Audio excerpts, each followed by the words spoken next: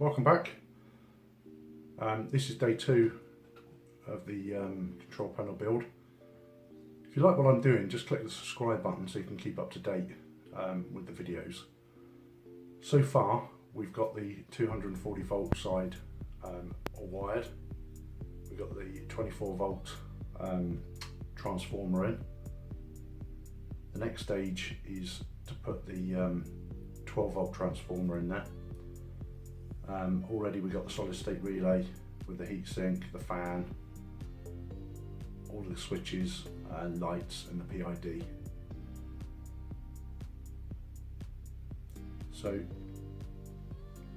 let's get on with it, eh? Right, as I said, at the moment we're going to start connecting up for the 12 volt transformer. As mentioned before, I'm just using a transformer from a Virgin TV box. It's for the old style TiVo box, so it's a Samsung transformer, 12 volts, and if I can get there close enough, it's about 3.3 amps. So we've got this wire permanently in there and this type of connection for the feed, so one of them, trying to get this to focus, one of them. So that's cut short and I've exposed the wires the other end, ready to connect that in. I've made a little bracket up to hold this, which that will sit in there at the bottom of the unit, and then we can bring the 12 volt supply up for the PID, and the 240 feed will come from this side. There's the 12 volt supply, so I'll just pop that out of our way for the moment. Just down here we've got the neutral bus bar and the live, and then the bottom points there I was going to use as the feed into there from the main power. The fan is a 24 volt fan, so I've just got to connect that into the 24 volt supply, and then the other tails for there will go for the pump. Excuse me. The supply for the 12 volt is just I think they're referred to as kettle leads maybe, or the old type that you used to have with the old radios. It's just got 2 wires, a live and a neutral, conventionally coloured. So I'm going to connect these into the neutral and the live on here, and possibly run the cable along this side and then loop up. They're quite small, or a smaller gauge wire this is, and interestingly I'm going to use this gauge wire to wire up the 12 and 24 volt side of the control panel. This heavier stuff, I think I've mentioned before, I managed to get hold of out of a bin, and it's for a 3-phase system, so that's why the colours are a little bit different, but the wire doesn't know, current doesn't matter what colour it runs in, as long as I know. It's only going to be me that's going to be working on this. So we're going to connect these in. I'm contemplating folding this over the sleeve, because these are 15 amp connector blocks and much finer than what this is, so my concerns are it's not going to grip. So what I'll probably do is just fold that over, think about what way we're going.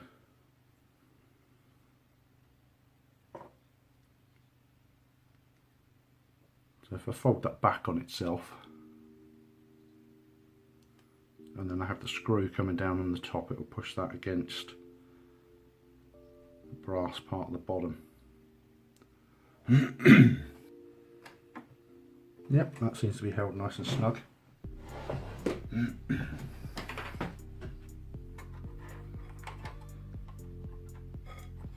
So I might cut this one a bit shorter actually. So he sits neat.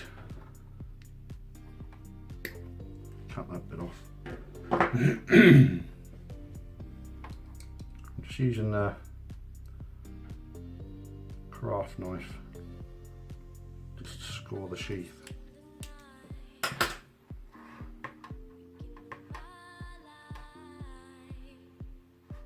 You should be able to pull that off hopefully. You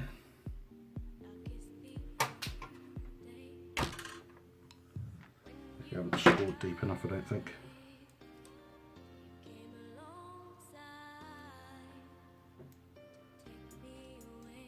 I was using the craft knife yesterday, and I tend to use a Stanley knife instead with wiring, but I don't know where my Stanley knife is, so I use the craft knife. I normally roll the cable on top of the blade, but I've done that and then cut my thumb because the scalpel blade in here is a lot sharper. So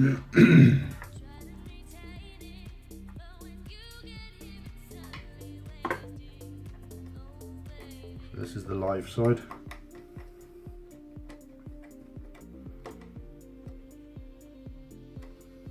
That's nice and tight. So we tuck that under that one.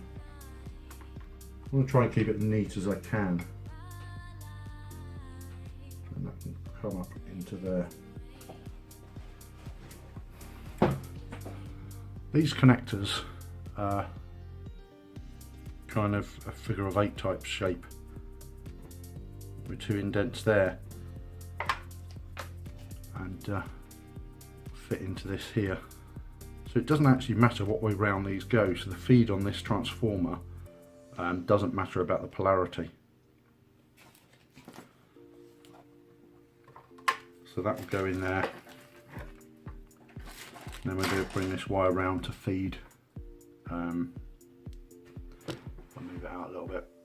Feed that PID. So that's the next stage. This cable on here is very similar to a coaxial cable. It's got the one polarities on the outside and one's on the inside. So just there denotes what side's positive and what side's negative. So the centre is positive, the outside sheath is negative. So we have that, bear that in mind when we connect up the PID. So I'm just going to work out the length I need this cable and then strip it and stick some terminals on for the connection there. The 2 terminals we're connecting into on the Inkbird, a terminal, a pointy stick, terminal 9 and 10. Now it doesn't denote which one's positive and which one's negative on the wiring diagram. But this one here, terminal 6, is the negative for the SSR, and this one here is the positive for the SSR, terminal 8. So I'm just going to follow the top one being the negative and the bottom one being the positive.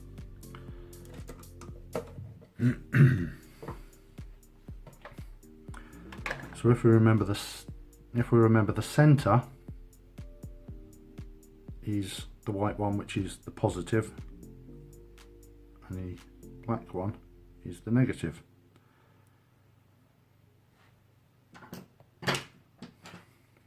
I'm just going to quickly squeeze these connectors up like I showed you.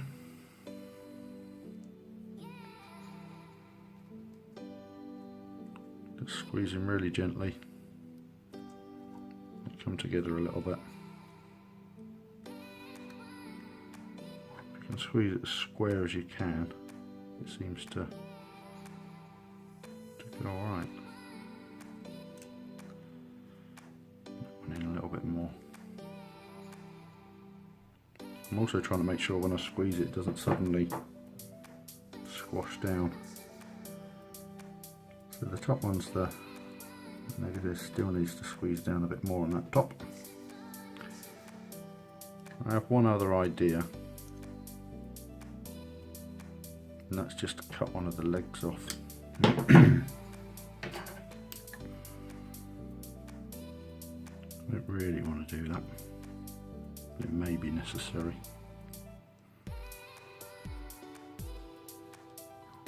Certainly when I come to do the next build.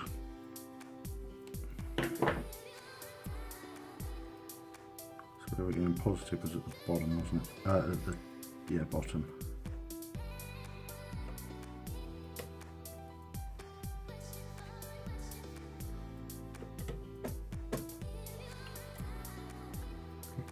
Out. Yep, it slips under there fine. A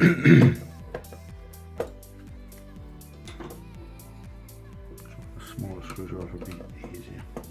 Nope.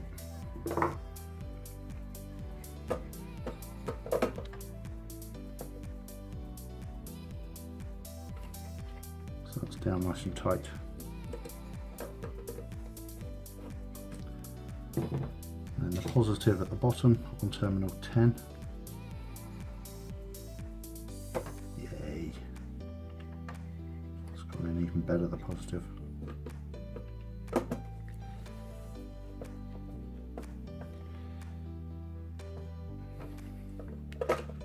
So loosen that negative terminal up again and see if, there we go. Just making sure I don't over tighten them. And I also want to make sure that, yeah, there's definitely a gap in the between. So there's our positive and negative for there.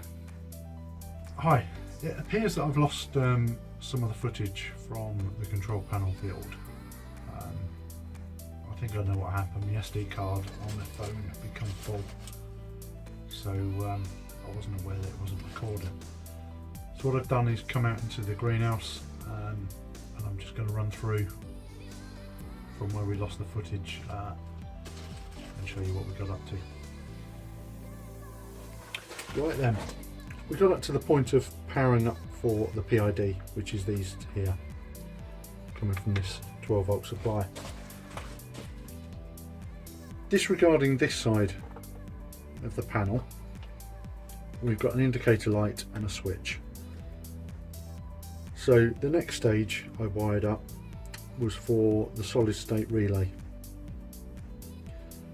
So the solid state relay comes from connector 6, which is a negative, and connector position 8, which is a positive.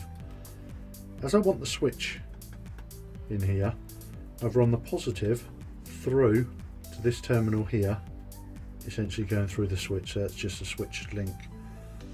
Comes out the bottom, and as you notice, we've got two feeds. One feed comes round to power the indicator light, and then out the indicator light it connects into the negative side, which is here. The other positive comes through the switch of the feed, down through our wiring to switch the solid state relay down here.